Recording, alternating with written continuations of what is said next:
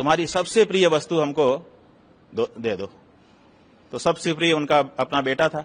उन्होंने कहा सबसे प्रिय तो हमारा बेटा है, बोले उसको हमको दो। तो वो छुरी लेकर के अपने बेटे को लेकर के गए प्रभु के स्थान पर, आंख बंद की और छुरी चलाना चाहा। और कहते हैं कि उसी समय दुम्बा, जो वहां पर शब्द है, भेड़ अथवा बकरी, जो बकरा जो भी होता, वो जब उन्होंने आंख खोला तो वो था और लड़का बच गया था। तुम्हारा ऐसा कैसा मजहब है कि हमारे दूसरे मजहब वाले के हृदय को पीड़ा पहुंचा करके अपने मजहब में तुम रह सकोगे। गाय हमारी माता है और बहुत बड़ी आस्था हमारी उसके साथ जुड़ी हुई है। अनुरोध करना चाहते हैं कि आपको जो करना है अपने धर्म का पालन करने के लिए करिए, लेकिन हमको चोट पहुंचाने वाला काम करेंगे तो वो आपका धर्म नहीं होगा, ऐसा हम समझते हैं।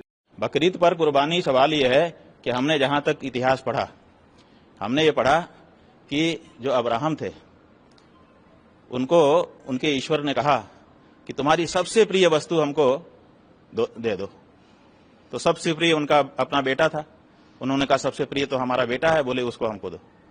तो वो छुरी लेकर के अपने बेटे को लेकर के गए प्रभु के स्थान पर और मन को कड़ा किया कि प्रभु से बढ़कर मेरे लिए कुछ नहीं है, मेरी परीक्षा का ये समय है।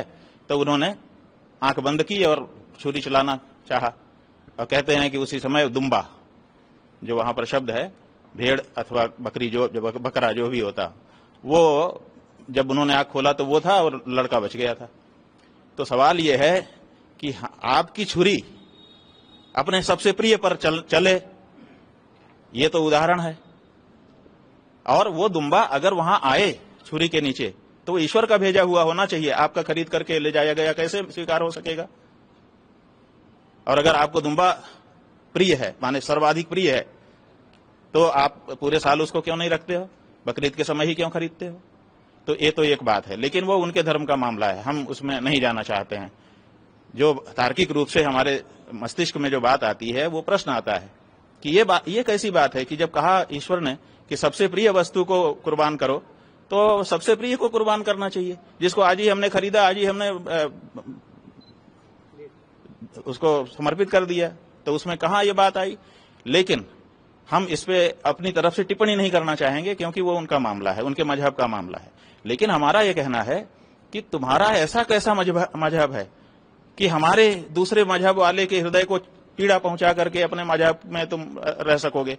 गाय हमारी माता है और बहुत बड़ी आस्था हमारी उसके साथ जुड़ी हुई है। तो आप हमारे ही देश में रह रहे हो। हमारे देश मतलब आपका भी देश है, हमारा ही है, ऐसा हम नहीं कह रहे हैं, लेकिन हमारा भी है, आपका भी है, तो हम भी हमारा कहेंगे, आप भी आप हमारा कहेंगे। तो हमारे देश में आप रह करके और हमारे को ही चोट पहुंचा रहे हो, हमारी गाय को और हमारे बछड़े बैल को काट करके कुर्बानी के नाम पर। तब कभी ईश्वर नहीं खुश होता है ऐसे काम से कि किसी को चोट पहुंचा करके, किसी को दुख पहुंचा करके आप ये करो।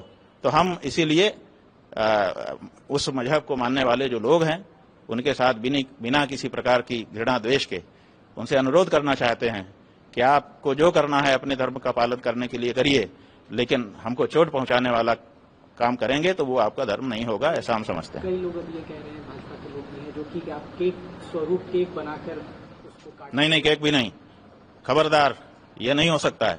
आप मूर्ति को भी अगर जिबह करेंगे तो वो भी हमको पीड़ा पहुंचाएगा। आप चित्र को भी अगर फाड़ेंगे वो भी हमको पीड़ा पहुंचाता है। जब प्रधानमंत्री का पुतला फूंका जाता है तो क्यों पुलिस वाले FIR करते हैं पुतला फूंकने वाले के ऊपर? कागज ही तो जलाते हैं, पुआल ही तो थोड़ा सा जलाते हैं, लेकिन फिर उनके ऊपर तो FIR हो जाती है। क्यों हो जाती है? तो आप, कोई भाजपा का नेता ऐसा कैसे कह सकता है कि आप पुतला बना करके जिबह कर दीजिए? ये नहीं, ये भी उतना ही गलत है जितना प्रत्यक्ष है। इसलिए सच्चाई ये है कि आपको अपने धर्म के अनुसार जीना चाहिए। आपके धर्म में जितना हमने पढ़ा है, आपने भी पढ़ा ही होगा, वहां ये कहा गया है कि जो सबसे प्रिय वस्तु है वो हमको न्यौछावर करिए। आप वो करके दिखाइए। अब वो नहीं कर रहे हैं आप जो है वो बकरा ला के रख दे रहे हैं। अब बकरा जो ला करके आप रख रहे हैं वो आप रख रहे हैं, और वहां जिस कहानी से आपको ये प्रेरणा मिली है कि हम बकरीद के दिन कुर्बानी देंगे, उस कहानी में ये नहीं है। उस कहानी में है कि वहां पर ईश्वर ने ला के रख दिया वो। तो आप अपनी कुर्बानी देने के लिए चलें और ईश्वर वहां पे ला के जो रख दे वो तो मंजूर है, वो तो चमत्कार है, वो तो ईश्वर की कृपा है।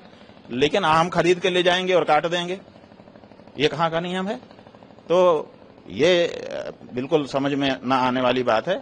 लेकिन अगर वो कर भी रहे हैं तो फिलहाल हमारा इतना ही कहना, देखिए भारत देश में बकरा हो, चाहे भेड़ा हो, चाहे ऊंट हो, चाहे कोई भी पशु हो, धार्मिक कारण से काटा नहीं जा सकता।